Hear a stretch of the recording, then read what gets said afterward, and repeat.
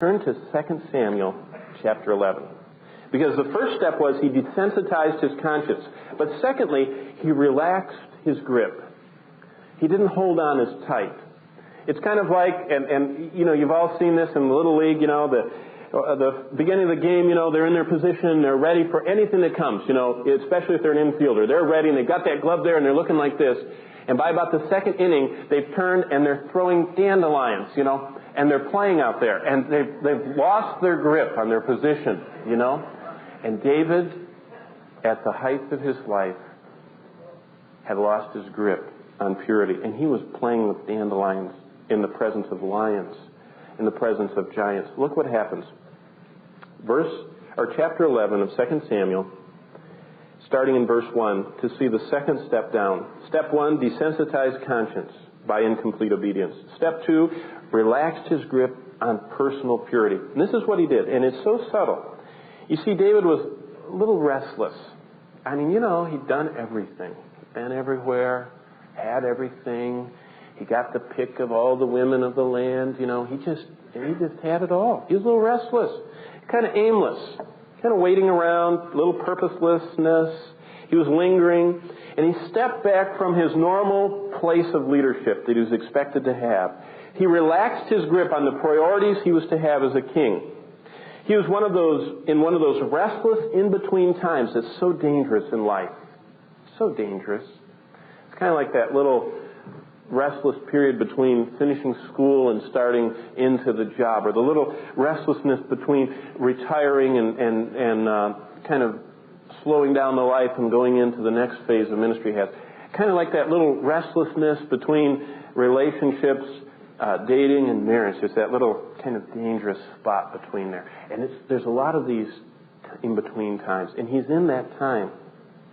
And nothing good usually occurs in those purposeless times of wandering and wondering what to do. And here's what happened. It came about, verse 1, in the spring. Here's a little note for us to understand. At the time when kings go out to battle. You didn't sit at the Pentagon and you know, become the chief of staff back then. You didn't stay in the Oval Office and send the troops. You led them. In fact, one of the reasons why the Israeli army today has been so successful is that the generals lead the way. The colonels lead the way. And that's why most of the political leaders in Israel are commandos themselves that have fought on the front lines, and they don't make dumb decisions usually because they know the cost of every deployment of soldiers. That's the way it's always been in Israel. The king went out front. The king was leading the army to war, and that's what normally happened. But look at the tragic event in verse 1. David sent Joab and his servants with him, and all of Israel. And basically he sent all the handsome, rugged, strong men from about the age of 20 all the way through the late 40s. He cleared the land of them. Of course, all their wives were left at home. And David was there to guard all of them. And so he was on duty, guarding all the women of the land, while all the armies and men of Israel were destroying the sons of Ammon. But David stayed at Jerusalem. It must have been nice the first night, you know. He went around, straightened the palace, and had a big meal, and got the first report back that the Ammonites were getting destroyed. And, you know, the Ammonite king had a 100-pound solid gold crown encrusted with jewels that David was going to get when he conquered that city. And the Ammonites were the enemies of God, and it was going to be another great triumph. He was going to be able to trot up to the tent of the tabernacle and praise God. So the first night was pretty fun. But after dinner, he didn't know what to do, so look at verse 2. When evening came, and you know, David let go of his priority as a man, as a leader, as a spiritual leader, as a king. You know, as soon as you relinquish that, as soon as you say, honey, you know, I'm working too many hours, I'm so tired, why don't you just have the time with the kid? You read the Bible to them. You know, they'll be up too late. Why don't you do it? And honey, you know what, you need to rest. Why don't you sleep in? I don't need to read the Bible and pray with you, you know. You're doing so well spiritually. And men just start backtracking from their position. God says that you are the head of the home. You are the spiritual leader. You are the one that is to be out front.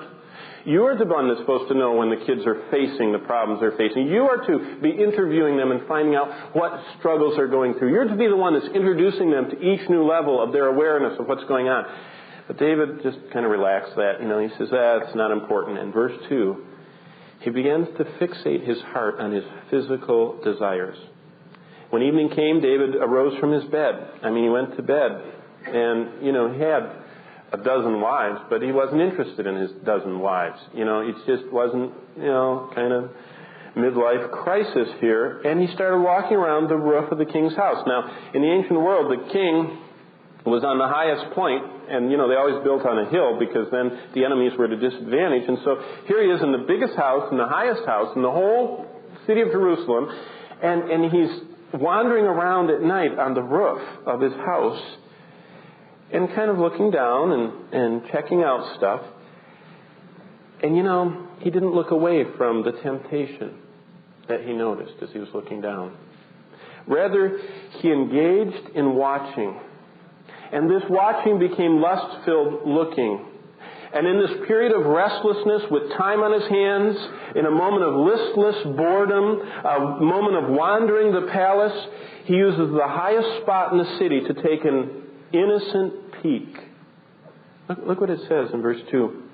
He saw a woman bathing, and the woman was very beautiful in appearance. And so he takes an innocent peek over the wall at his neighbor's wife. Now, I have to tell you that Jerusalem this time was not that big.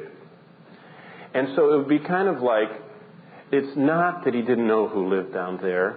The king knew his subjects. That was one of his mightiest warriors' homes. He knew whose house that was. He knew whose wife lived there. He knew who she was. But what I want to underline for you is, we need to just wait a minute and think. There's no such thing as an innocent peek at another man's wife. There's no such thing as an innocent peek at an off-color television show. There's no such thing as an innocent peek at pornographic material. There's no such thing as an innocent trying out of intoxicating alcohol. There's no innocent trying out of debilitating drugs. There is no innocent trying out of premarital sexual relationships. Those are all steps to the life-crippling habits that destroy your testimony and usefulness for Christ. There's no innocent peek at lust.